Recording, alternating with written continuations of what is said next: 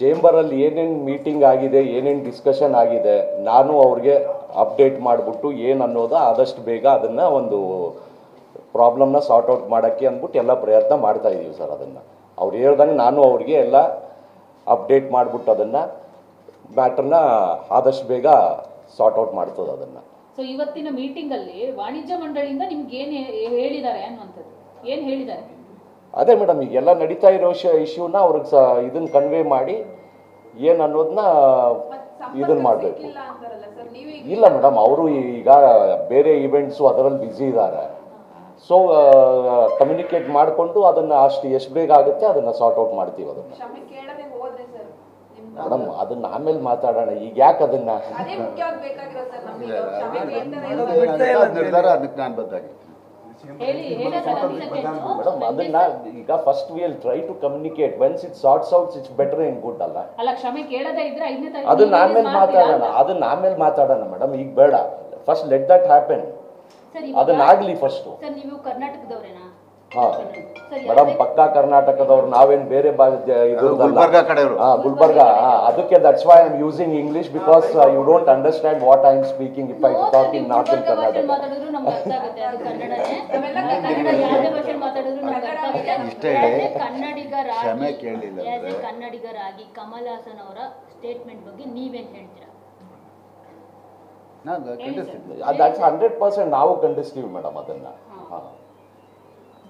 Okay, ಖಂಡಿಸ್ತೀರಾ? Kamal Haasan ಅವ್ರಿಗೆ ಏನಾದ್ರು ಹೇಳಕ್ ಇಷ್ಟಪಡ್ತೀರಾ ಇಲ್ಲಿಂದ ಅಂದ್ರೆ ಲೈಕ್ ಕನ್ನಡ ಮೀಡಿಯಾಗಳ ಮೂಲಕ? ಏನಿದೆ ಸರ್, ಅದನ್ನ ಮ್ಯಾಟರ್ನ ಸಾರ್ಟ್ ಔಟ್ ಮಾಡ್ಕೊಳ್ಳೋಕೆ ಅಷ್ಟೇ ಮಾತಾಡ್ಕೊಂಡು ಇದನ್ನ ಮಾಡ್ತೀವಿ ಅಷ್ಟೇ ಅವ್ರ ಹತ್ರ. ಸರಿ, ಆಸ್ ಎ ಬಿಸ್ನೆಸ್ ಆಗಿ ನಾವು ಒಪ್ಕೊಳ್ತೀವಿ ನಿಮ್ಗೆ ಲಾಸ್ ಆಗುತ್ತೆ ಈ ತರ ಆಗೋದ್ರಿಂದ. ನಿಮ್ಗೆ ಈ ತರದ ವಿಚಾರ ಬಂದಾಗ, ಅಂದ್ರೆ ಭಾಷೆ ವಿಚಾರ ಬಂದಾಗ ಬಿಸ್ನೆಸ್ ಮುಖ್ಯನಾ ಇಲ್ಲ ಎರಡೂ ಮುಖ್ಯ ಇರ್ತದೆ. See, you are just talking in one way.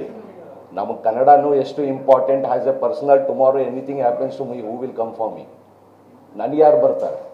Both is important to me. First Kannada is important to me. ನಾವು 40 ವರ್ಷದಿಂದ ಫಿಲಿಮ್ ಇಂಡಸ್ಟ್ರಿಯಲ್ಲಿ ಇದ್ದೀವಿ. ನಮ್ಮ ಫಾದರಿಂದ ನಾವು ಫಿಲಿಮ್ ಇಂಡಸ್ಟ್ರಿಯಲ್ಲಿ ಇದ್ದೀವಿ ಮೇಡಮ್. ಅದೆಲ್ಲ that is all personal matter. ಅದಕ್ಕೆಲ್ಲ ಮೇಡಮ್, ಅದು ಎಂಟಿರ್ಲಿ ಇಲ್ಲ ಫ್ರೀಯಾಗಿ ತಗೊಂಡಿರ್ಲಿ, ದಟ್ಸ್ ಆಲ್ ಪರ್ಸನಲ್ ಮ್ಯಾಟರ್ಸ್. ಅದನ್ನ ಬೇಡ. ಕರ್ನಾಟಕದಲ್ಲಿ ಎಷ್ಟು ಸ್ಕ್ರೀನರ್ ರಿಲೀಸ್ ಮಾಡಬೇಕು ಅಂತ ಇನ್ನೂ ಏನು ಪ್ಲಾನ್ ಮಾಡಿಲ್ಲ ಮೇಡಮ್ ಅದನ್ನ. ಹೌದಾ? ಜೊತೆಗೆ ಸರ್, ಇವಾಗ ನೀವು ಮೊನ್ನೆ ಎಲ್ಲ ವಿಚಾರ ಆಯ್ತು, ನಿಮಗೂ ಗೊತ್ತಿರುತ್ತೆ. ಅದನ್ನೇನಾದ್ರೂ ಸಿನಿಮಾ ಟೀಮ್ಗೆ ಹೇಳೋ ಪ್ರಯತ್ನ ಪಟ್ಟು ಯಾರನ್ನ ಸಂಪರ್ಕ ಮಾಡಿದ್ರಿ? ಅವ್ರೇನ್ ಹೇಳಿದ್ರು? ನಿಮ್ ಬಂದ್ರ ರಿಪ್ಲೈ ಇಲ್ಲ, ಇನ್ನು ಅವ್ರ ಕಡೆಯಿಂದ ನಾವು ಅವ್ರ ಪ್ರೊಡಕ್ಷನ್ ಟೀಮ್ ಹೇಳಿದೀವಿ. ಅವರು ಹೇಳಿದ್ದಾರೆ ಒಂದ್ಸಲ ಅವ್ರ ಜೊತೆ ಕಾಂಟ್ಯಾಕ್ಟ್ ಆದಾಗ ಇದೇನು ಅಪ್ಡೇಟ್ ಅಂತ. ಇದು ಕರ್ನಾಟಕದಲ್ಲಿ ದೊಡ್ಡ ಇಶ್ಯೂನೇ ಆಗ್ತಿದೆ ಅಂದ್ಮೇಲೆ ಅವ್ರ ಕಡೆಯಿಂದ ಯಾವುದೇ ರಿಯಾಕ್ಷನ್ ಬಂದಿಲ್ಲ ಅನ್ನುವಂಥದ್ದು ನಂಬಕ್ ಆಗ್ತಾ ಇಲ್ಲ. ನಾನೇನು ಹೇಳಬಲ್ಲೆ ಅದನ್ನ?